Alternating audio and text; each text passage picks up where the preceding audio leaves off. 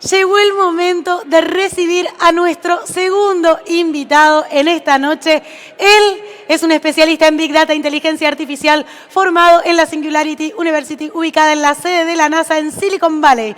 Apasionado por el impacto de las nuevas tecnologías, CEO y fundador de Rocking Data, autor del libro ¿Cómo piensan las máquinas?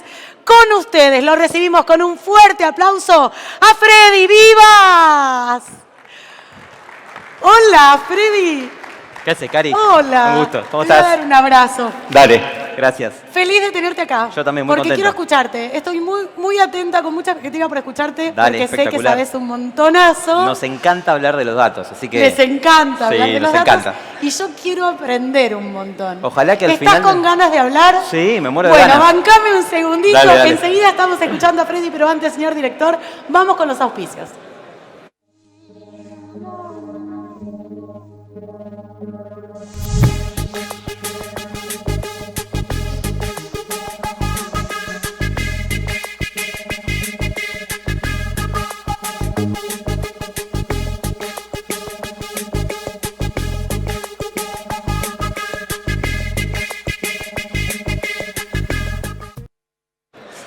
Bueno, acá estamos. Espero que tengan muchas ganas de nerdear, porque vamos a nerdear fuerte, aviso. Y Paula precalentó el escenario porque vamos a meternos en el increíble mundo de la data, de la inteligencia artificial y del machine learning. Así que prepárense porque se vienen muchas cosas que les va a llamar la atención. Esto sobre mí ya me presentaron, así que no voy a redundar mucho sobre eso. Pero básicamente contarles que trabajo con data hace muchos años, me gusta dar charlas, me gusta ser profesor en la Universidad de San Andrés y soy uno de los fundadores de Rocking Data, que es una empresa, como ven en mi remera, que se dedica al rock y a los datos, específicamente al machine learning y la inteligencia artificial. Vamos a meternos con todo. Lo primero es hablar de este concepto. Cuando hablamos de data, hablamos de data literacy o alfabetización en datos. ¿Qué quiere decir esto? Quiere decir que hay un montón de gente que está escuchando en los pasillos de las empresas data para hacer determinada cosa, inteligencia artificial para resolver determinados problemas, pero muchas veces la jerga aparece ahí dando vueltas y hay pocas palabras que se entiendan fácil, ¿no? Acá, como dice Jack Black, es interesante hablar de qué es machine learning, qué es inteligencia artificial, qué es big data. Esos son los conceptos que me encantaría que al final de la charla de hoy se vayan con eso súper claro, ¿no? Eso más alguna que otra cosa. Ahora tengo una pregunta para ustedes que están por ahí y es una pregunta con premio, así que no sean tímidos y me gustaría que griten la respuesta. Esto es año 1956. 1956, la empresa más grande de tecnología en ese momento, IBM, estaba trasladando un disco rígido. ¿Cuánto se piensan o se imaginan que estaban trasladando? ¿Cuánta información llevaban? Griten, ¿eh? ¿Cuánto? 100. ¿Quién? 12. ¿Otro? ¿Cuánto? Hay regalo, ¿eh? Un mega. 30. Hasta ahora no acertó nadie. 8K. ¿Cuánto? 2 megas. ¿Tan cerca? ¿Alguno más? 5. Allá hay un ganador. Vení. Vamos. Acá se lleva el premio, el libro ¿Cómo piensan las máquinas? Del autor Freddy Vivas, o sea, yo. Felicitaciones, un aplauso para él. Muchas gracias. Que lo disfrutes. Así arrancamos, regalones. Acertó, 5 mega. 5 mega es hoy una imagen de mediana calidad, ¿no? Una foto que nos pasamos por WhatsApp, eso es 5 mega. Y para esa época era revolucionario lo que estaba pasando. ¿Qué pasó en el medio, en los últimos años para que esto ocurra? El concepto de Big Data lo deben conocer todos, pero vamos a profundizar un poquito. ¿Qué es Big Data? Exactamente. Cuando decimos que es Big Data, hablamos de este concepto. 3B, la B de volumen, la B de variedad, la B de velocidad. Y estamos hablando de grandes volúmenes de datos transmitiéndose todo el tiempo y de una forma muy rápida, ¿no? Cuando miro una película y veo que se descargan 4K, no lo puedo creer que eso pase. Y eso tiene 10 o 15 años. Antes no era tan así. Ustedes que trabajan en IT saben la evolución de la nube, la evolución de la conectividad, los dispositivos electrónicos generando cada vez más datos. Además de esas 3B, hay 2B que me interesa contarles que son la de valor y la veracidad. Veracidad me refiero a que los datos tengan una determinada calidad para que sirva para hacer algo. Y valor es que se pueda obtener algún resultado que tenga sentido en función a esa calidad de datos. Ahí ya hablamos del primer concepto, pero si bien la Big Data es una tecnología que no todas las empresas del mundo tienen, sí podemos decir que Big Data es el principal habilitador. Y por eso Chris Lynch, este tipo dice, es la madre de todas las megatendencias. ¿Por qué? Porque la inteligencia artificial, por ejemplo, viene desde los 50, ¿no? De los años 50, tiene muchos años. ¿Por qué ahora realmente está funcionando? Porque está habilitada por el Big Data. Y porque las tecnologías, como decíamos antes, la potencia de cómputo y la cantidad de datos que se generan, habilita a que eso suceda. La mayoría de las empresas, la realidad, no tienen Big Data. La mayor parte del mundo no está usando estas tecnologías en general, pero sin embargo se puede obtener valor a partir de los datos. Y cuando digo obtener valor, lo primero que me gusta charlar es cómo hacemos para empezar a pensar en datos, cómo hacemos para incorporar la data como herramienta central para tomar decisiones. Creo que el primer punto para pensar en datos es plantearse objetivos estratégicos, ¿no? Pensar cuál es el negocio en el que estamos trabajando y cuáles son las posibles respuestas que necesitemos. Porque la ciencia de datos lo que hace es responder preguntas, ¿no? No solo preguntas que miran hacia atrás, digamos, por ejemplo, cómo viene el negocio, los indicadores clave, sino hacer proyecciones a futuro. Y de eso es lo que vamos a hablar. El primer paso, creo, para trabajar con datos es cuáles son los datos que voy a recolectar, ¿no? Normalmente se piensa en los datos internos, cuáles son los datos de la compañía que tengo disponibles para trabajar. Pero no solamente pueden ser internos, pueden ser externos. Por ejemplo, nosotros en Rocking Data usamos muchos datos de los censos, datos de Google, que por ejemplo le pasás latitud, longitud y te devuelve geodata. Usamos datos de aplicaciones de compra y venta de propiedades para calcular el metro cuadrado de una zona geográfica. También usamos datos de redes sociales, datos de scrapeos de web, un montón de información que puede cruzarse con las fuentes internas para generar modelos más robustos. El primer paso es ese, pensar la data. El segundo paso es organizar la data, ¿no? Que ahí seguramente muchos de ustedes saben. Organizar la data implica cómo lo pongo en un único lugar para tenerlo disponible y que los analistas o científicos de datos puedan trabajar con la data. Ese lugar muchas veces se llama Data Lake, puede haber otras soluciones, pero ese es como el segundo estadio. En esos dos puntos, la mayoría de las personas que trabajan son los que se llaman ingenieros de datos, o sea, los profesionales que trabajan en la calidad de la data normalmente pertenecen a la ingeniería de datos. Y el siguiente nivel, este de democratizar, es el nivel, diría, más importante, que es donde se toman las decisiones. Si viene un gerente, un líder de un área y necesita tomar una decisión, no tiene que ir a un archivo de Excel con 25.000 columnas, revisar un montón de datos, cruzar archivos. No debería tener que hacer eso. Debería tener que tener la información disponibilizada de una forma simple, sencilla y con la mejor manera para que sea relevante para ese tomador de decisión. Eso es democratizar. Cuando una empresa tiene la capacidad de democratizar mediante tableros, mediante APIs, mediante aplicaciones web, mediante cualquiera de esas técnicas, cuando una empresa tiene esa habilidad, está generando mayor cultura de datos, mayor data fluency, que es el concepto que significa la capacidad de que toda la organización use datos para tomar decisiones. No tiene nada que ver la cantidad de científicos de datos que tiene una empresa, sino esa capacidad que tenemos que generar mediante los proyectos. Y el último nivel es el nivel predictivo. Cuando hablamos de nivel predictivo, hablamos de la máxima capacidad de generar resultados. Los niveles predictivos son donde aparece el machine learning y la inteligencia artificial, y de eso es lo que vamos a hablar ahora. Entonces, primero quiero darles la bienvenida a todos al mundo de los datos. Para los que no venían trabajando en esto y es la primera vez que se acercan, les quiero dar la bienvenida y les quiero contar algunas formas de meterse en este mundo. Lo primero es esto del Big Data Analytics. O sea, cuando trabajamos con Big Data Analytics podemos pensar en cómo hacemos para crear una estrategia, por dónde arranco, cuál es la mejor solución, es la nube, cuál nube, es on-premise, cuál es la tecnología a usar. Después puede haber preguntas del estilo, ¿cuál es un camino, por dónde arranco, cuáles son los mejores proyectos? ¿Qué atiendo? ¿El área de marketing? ¿Empiezo por el área de planeamiento estratégico, de demanda de forecasting? ¿Por dónde arranco, no? La estrategia de implementación de Big Data es uno de los puntos más importantes y también aparecen en ese escalón cuestiones como la ingeniería de datos, que es un poco lo que les contaba recién, la capacidad de analizar y mejorar la calidad de los datos, la visualización de datos, que es esto, mostrar en tableros o en herramientas clásicas como dashboards, y el governance, que implica quién accede a quién y demás cuestiones para organizar el trabajo con los datos. El otro punto es el machine learning. Ahora vamos a hablar un poco de machine learning más en profundidad, pero les quiero decir que en general la mayoría de las empresas cuando trabajan con esto y empiezan los primeros pasos, buscan alguna de esas cuestiones, ¿no? Vender más, reducir los costos o fidelizar. Por supuesto, en los últimos años fue lo que más se buscó y ahora vamos a ver algunos ejemplos de eso.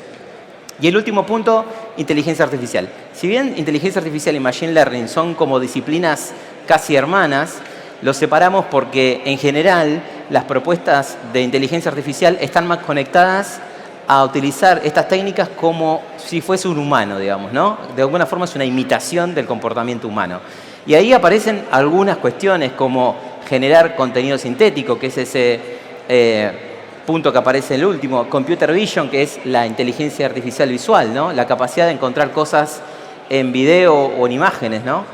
Y también la de sentiment analysis, que es la capacidad de escuchar lo que pasa en las redes o entender qué se dice de nuestra marca en las redes sociales o en otros lugares. Eso es un poco lo que se puede hacer con la data. Vamos a meternos un poquitito. Lo primero es decirles que cuando hablamos de ciencia de datos, la ciencia de datos se usa para responder preguntas. Ahora vamos a ver que hay diferentes niveles de preguntas que se pueden responder. El primer punto es responder qué pasó, hacer como una descripción. Imagínense un reporte que tenemos donde podemos ver las ventas del último cuatrimestre. ¿Eso sirve? Sí, sirve. Puede ser algo interesante para saber, pero es como muy básico, ¿no? Un pasito más para adelante sería entender por qué pasó. Imagínense que digo, vendimos tanto de este producto en esta zona, tal vendedor vendió más porque tal. Empiezo a entender un poquito más las respuestas de lo que pasó. Ahora, siempre eso es mirando hacia atrás. ¿Qué pasa si empezamos a mirar un poco para adelante? Y ahí está el punto más interesante. ¿Qué pasará? La predictividad que decíamos antes, ¿no? Imagínense generar un tablero con tendencias futuras. ¿Cuánto voy a vender en los próximos días de tal producto? ¿Cuántos pedidos puedo llegar a recibir en la web? Imagínense que eso es la principal herramienta que usan las empresas para tener más precisión en la toma de decisiones, ¿no? Y esa técnica que se usa ahí es justamente la más conocida como machine learning, ¿no? Aprendemos de la historia, de los datos pasados, para hacer predicciones a futuro. Siempre con un margen de error, por supuesto, pero esa herramienta es la mejor herramienta del mundo para planificar, por ejemplo, predicción de la demanda. Y el último punto de este esquema es esto de qué acción tomar. Si yo genero todo un modelo predictivo y después sigo ejecutando la misma cuestión que hacía antes de tener un modelo predictivo, no tiene sentido hacer nada, ¿no? Imagínense que yo hago una predicción de ventas y miro dentro de 15 días cuánto voy a vender de un producto. Y así todo, sabiendo que voy a vender más en una zona y menos en otra, no hago ningún cambio de gestión de stock, no reorganizo mi gente para que estén más atentas a un lugar específico, no tomo ninguna decisión. Eso lamentablemente lo vemos un montón de veces y eso es lo que hay que cambiar, ¿no? No solamente crear todo un modelo que haga una predicción y genere un nuevo conocimiento, sino también accionar con esos resultados y con ese nuevo conocimiento que le dimos a la organización. Y vamos a ponerle nombres a esto. Ya hablamos de Big Data. Los dos nombres nuevos que aparecen en esta jerga es Data Analytics y Data Science. Cuando decimos Data Analytics, cuando decimos Analytics y cuando hablamos de analistas de datos, nos referimos a ese primer punto. Un analista de datos responde esas preguntas y un científico de datos responde las otras dos que están ahí.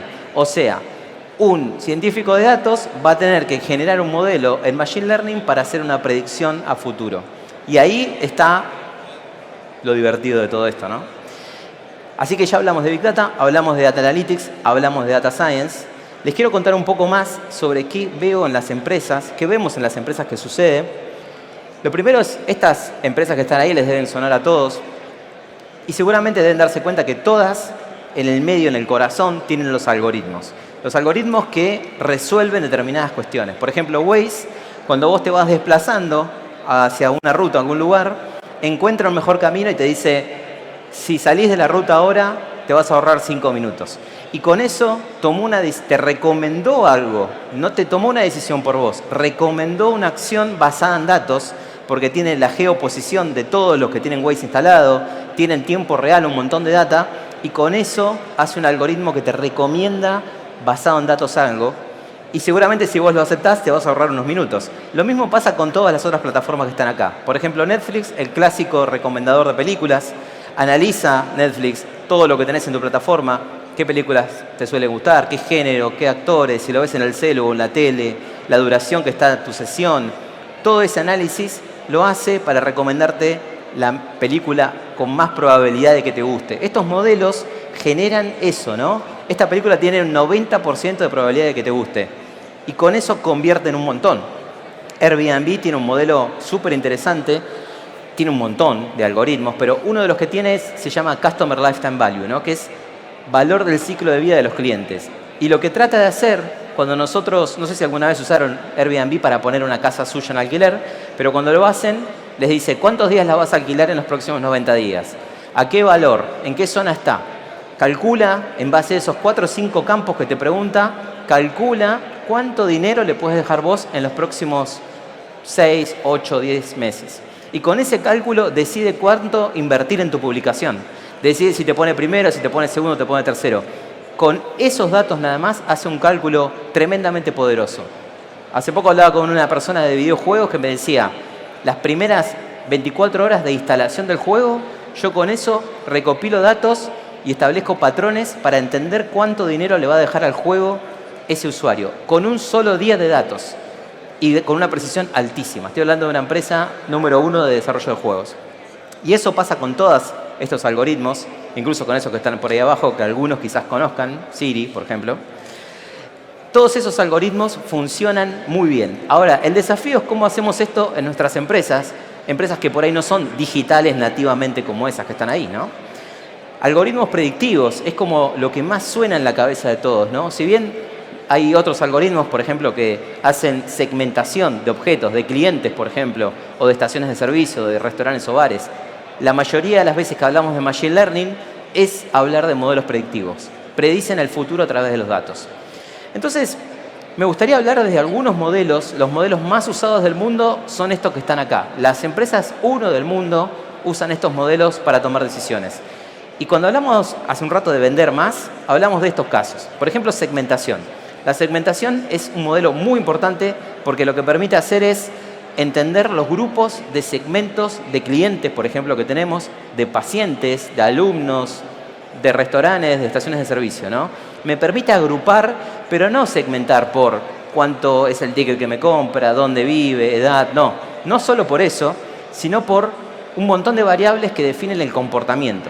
Lo que hago con esos modelos es, le tiro toda la data que tengo sobre un cliente, basado en el CRM, basado en cualquier tipo de información, llamados al call center, etcétera, pongo todo en el modelo y el modelo lo que hace es, me genera en forma automática determinados segmentos.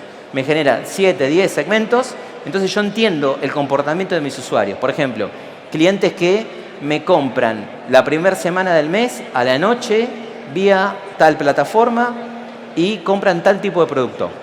Fíjense que ahí no hablé ni de edad, ni de género, ni de dónde viven, ni nada. Yo empiezo a segmentar en base al comportamiento y en función a eso puedo generar otros algoritmos muy poderosos. Por ejemplo, motor de recomendación.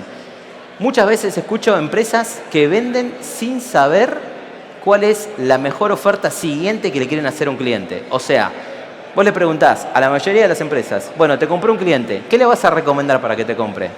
No sé. Bueno, un modelo de recomendación basado en Machine Learning hace mucha plata, hace mucho dinero.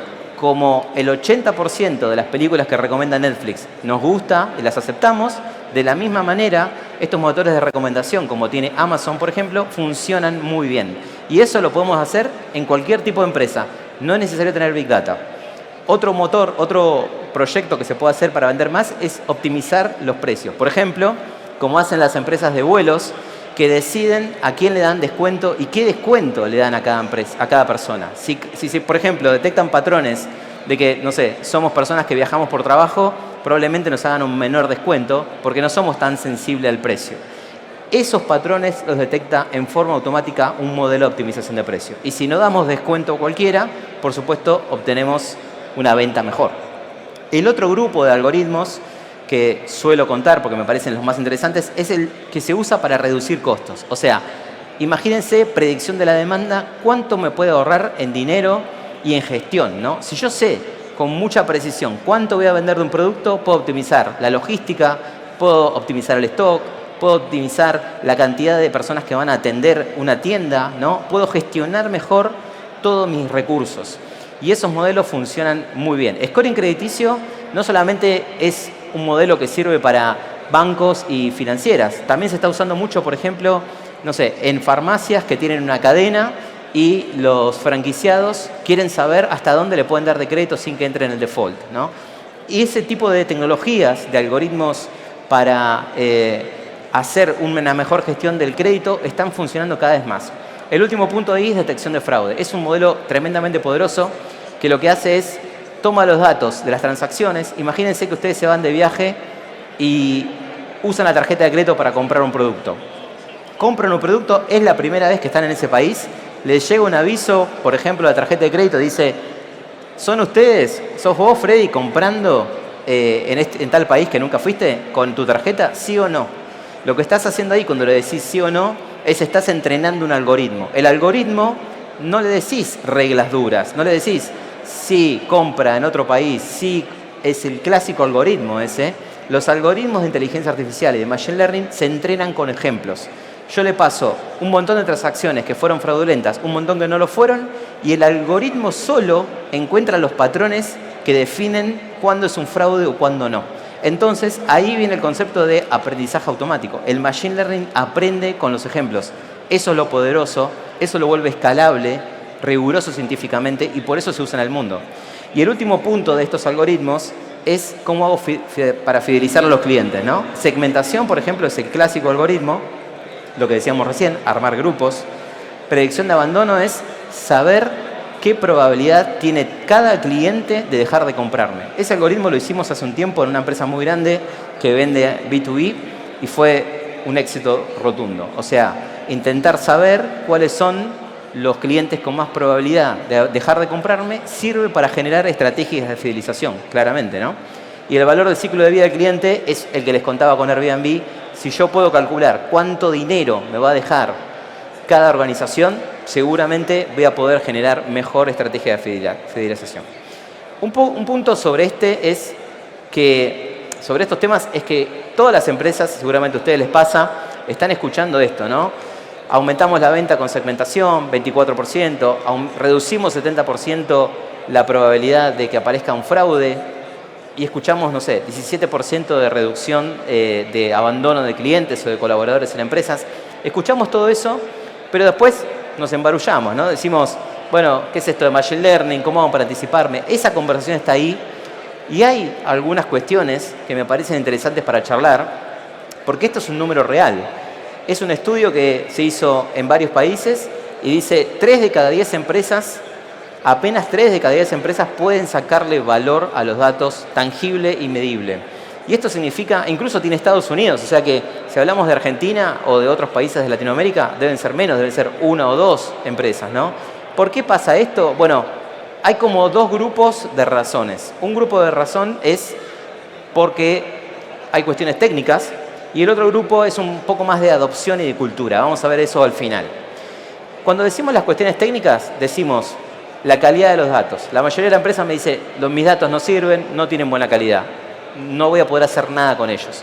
Muchas veces hay un poco de esa cuestión, pero hay técnicas que se pueden usar para mejorar esa calidad. Otras nos suelen decir, los expertos en datos son muy caros, no hay, son una raza muy particular y no los encontramos. Eso es también un poco de verdad. Y el último punto es poner en producción es complejo. O sea, hay un montón de empresas que tienen proyectos que están puestos de manera demo, de manera prueba de concepto, que les cuesta un montón ponerlos en producción. ¿Por qué? Porque la infraestructura tecnológica, ustedes lo saben bien, es compleja de cada cliente, de cada organización, sistemas legados, viejos, y eso hace que sea complejísimo poner en producción. Ahí es donde aparecen nuevos roles, ¿no? El arquitecto de datos, el ingeniero de datos, que se valoriza cada vez más porque ahora hay que empezar a poner en productivo los proyectos, ¿no?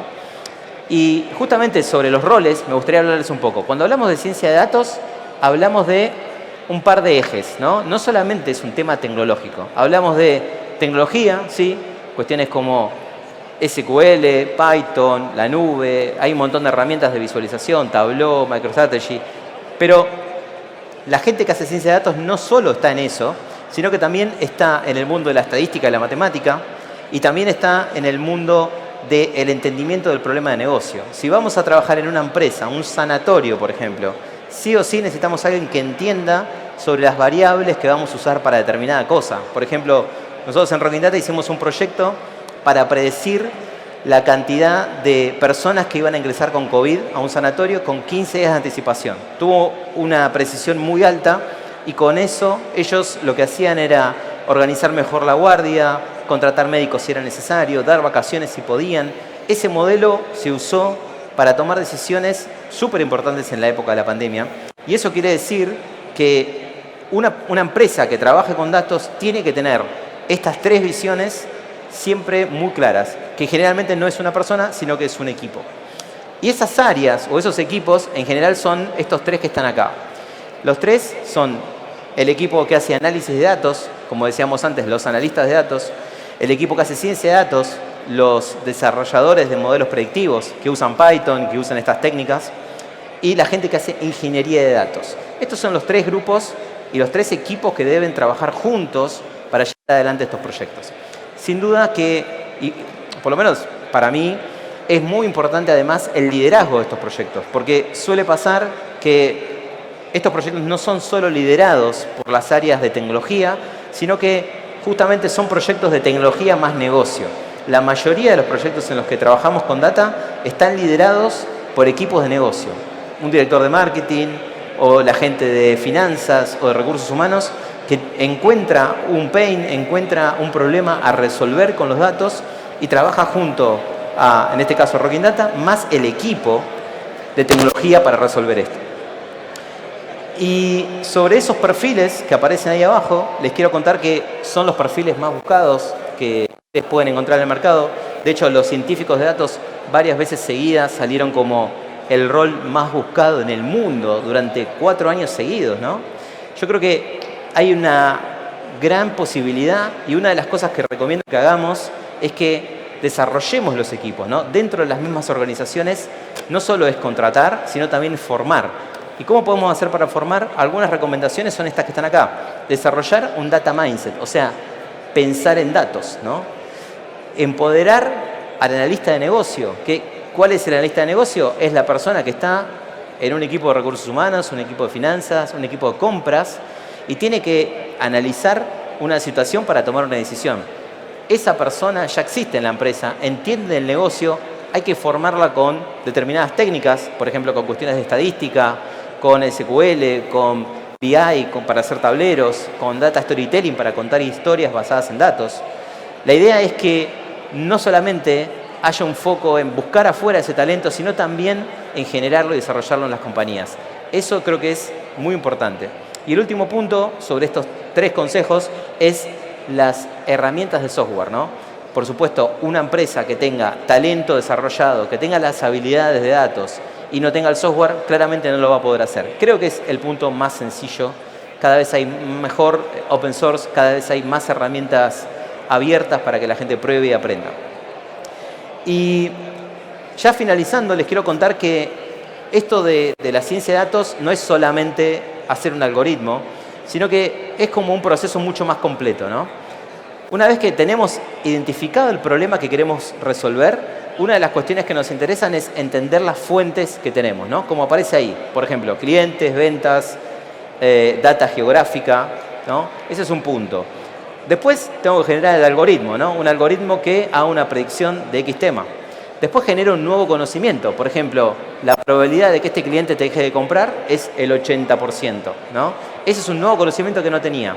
Después tengo que ponerlo en productivo. Tengo que hacer que entre en producción y que la gente lo utilice, como decíamos antes. Puede ser mediante una API, que yo le pase un dato y me devuelva un resultado. Puede ser mediante un tablero, puede ser mediante una web. Lo pongo en producción para que se tomen decisiones. Y el último punto es ese justamente. Si yo no llego al nivel de tomar decisiones, todo lo que hice no tiene ningún sentido. Ahora les quiero mostrar, finalizando, antes de dar los últimos consejos más de la parte cultural de cómo adoptar AI, les quiero mostrar un poquito algunas cosas de inteligencia artificial aplicada, ¿no? ¿Y por qué? ¿Por qué incorporar inteligencia artificial? Bueno, yo creo que lo más conocido para implementar estas técnicas es analizar video, analizar imágenes, analizar sonido, que son cosas que antes no se venían haciendo mucho, y van a ver qué interesante que es. Lo primero es contenido sintético. Contenido sintético es las técnicas de inteligencia artificial para generar texto automático, para generar video automático, para generar sonido. Eso ya está pasando hoy. De hecho, en el prólogo de mi libro lo creamos con inteligencia artificial, específicamente GPT-3, que generó el texto en forma automática. Eso ya es real. Sentiment Analysis es esta capacidad de ver qué está pasando con mi marca, con mi nombre en las redes. Y el último punto, que es el que más me interesa, es el de visión artificial. Visión artificial o computer vision básicamente se baja a este tipo de conceptos, ¿no? ¿Cómo hago para detectar, por ejemplo, la persona en un galpón? 99% de probabilidad de que sea una persona, dice eso. Inteligencia artificial aplicada es un subcampo de la inteligencia artificial, el computer vision, que se encarga de identificar en videos o en imágenes determinados patrones y tomar una decisión en función a eso. Acá vemos, por ejemplo, cómo está detectando un montón de objetos, y acá es algún uso que se está dando en el ámbito de salud. Imagínense cómo esto puede positivamente hacer que los médicos puedan tener diagnóstico mucho más preciso y más rápido para atender a un paciente y quizás salvarlo de alguna operación, ¿no? Como podría pasar. Estos son algunos usos. Nosotros hemos trabajado en un proyecto muy interesante que es muy similar a esto que estamos viendo acá. Lo que está haciendo la inteligencia artificial ahí es detectar las tapas de aceite rotas y después tomar una decisión. Podríamos hacer que simplemente las marque, que las tire, que haga algo o que las etiquete de una forma diferente. Y un proyecto que hicimos era también analizar para fábricas y organizaciones industriales esta cuestión de que detecte si tenés chaleco, si tenés casco. Eso son proyectos muy interesantes y muy rentables además, porque una vez que entrenás la inteligencia artificial es simplemente hacer que ejecute y genere ese nuevo conocimiento que no teníamos. Cuando hablamos y acá para finalizar, cuando hablamos de las principales razones culturales, digamos, de por qué estas tecnologías no están siendo tan rápidamente adoptadas como pensábamos, me gustaría hacer como una reflexión de muchos de los proyectos en los que trabajé. Y el primero que encuentro es este, ¿no? ¿Cómo hago para alinear las prioridades? Me pasó en un montón de empresas que estuve donde me decían, no, el área de IT este año no puede sentarse a pensar ningún proyecto para generar más plata. Entonces yo digo, ¿cómo puede ser que no se pueda sentar a pensar un proyecto para generar más plata? Entonces, y por el otro lado ves el área de negocio, que a veces piensa que estos son proyectos más simples de ejecutar que lo que en realidad son. Entonces, ¿cómo hacemos para alinear esas expectativas? Bueno, creo que ese es el primer paso, ¿no? Darnos cuenta de que somos un mismo equipo y que estos proyectos realmente aportan mucho valor a las empresas. El otro punto es desarrollar confianza en los algoritmos. Me pasó en muchas empresas donde vi la implementación de un modelo de Machine Learning donde no se usó al principio. No se creía en el forecasting que se generaba, hasta que se empezó a cotejar resultados con la vida real. Y esa comparación hizo que los algoritmos empiecen a generar más confianza. Por supuesto, se la tienen que ganar a la confianza y eso puede llevar tiempo, ¿no? El otro punto tiene que ver más con la estrategia, determinar los casos de alto valor. ¿Cuáles son los casos que me interesa resolver? ¿Me interesa ir a marketing y ayudarlos para generar un modelo que prediga el abandono de sus clientes? ¿Me interesa ir a operaciones y ajustar determinada cuestión logística que me haga ahorrar mucho dinero? ¿Por dónde arranco? ¿Cuáles los casos más complejos contra los que más valor me dan? Contra saber si tengo los datos o no. Hay varias preguntas para resolver, pero hay técnicas para hacerlo bien. El otro punto es medir el impacto de los modelos. O sea, ¿cuánto dinero me está dejando este modelo? Es tan simple como eso. O cuánto me está mejorando la conversión de determinada cosa.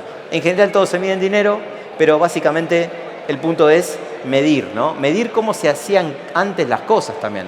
A veces es difícil porque quizás no está tan documentado, ¿no? Pero entender el baseline, contra qué me comparo mi modelo, también es importante. Y el otro punto que no suele hablarse mucho es mostrar el valor del caso. O sea, que toda la compañía entienda lo que estamos haciendo, entienda qué datos usamos, entiendo cuándo implementamos este caso y qué resultados me generó. Por eso mostrar el valor del caso me parece muy importante y no muchas empresas lo hacen. Y el último punto, y ya con esto cerramos, es aumentar la data literacy. Y acá me refiero a las habilidades de datos. Hace 20 años las habilidades digitales que nos pedían era saber usar el mail, saber buscar en Internet. Eso aparecía en las búsquedas laborales, ¿no? Era usar Internet. Eso ya no existe más. Pero las habilidades de datos, de análisis de datos, las que mencioné hace un rato, son habilidades que todo el mundo va a tener que desarrollar. No solamente los equipos que trabajan en tecnología o que trabajan en el área de data de una empresa. Toda la empresa va a tener que incorporar las habilidades de datos básicas. Y eso se va a venir en los próximos años. Así que, bueno, esas fueron algunas recomendaciones. Lo más importante de todo esto es cómo generamos cultura de datos. Cultura de datos es todo lo que hablamos recién. Cómo hacemos que las empresas se vuelvan más data-driven, que tomen decisiones basadas en datos para mejorar el negocio. Bueno, muchas gracias. Acá está mi foto y el nombre del libro que está allá en el fondo. Muchas gracias. Aplauso enorme para Freddy, qué lindo, Gracias. Freddy. Qué interesante todo el libro. Sí. Atención todos, si quieren conseguir el libro Cómo piensan las máquinas, pueden hacerlo en el ingreso. Les pido por favor, con entusiasmo, con agradecimiento, un fuerte aplauso nuevamente para Freddy. De esta manera Gracias. lo despedimos. Gracias. Un placer enorme, Freddy. Y nosotros nos vamos al cierre de la charla y enseguida estamos de vuelta. ¿Qué se escapa? Espera que esto... Arriba, Pepa.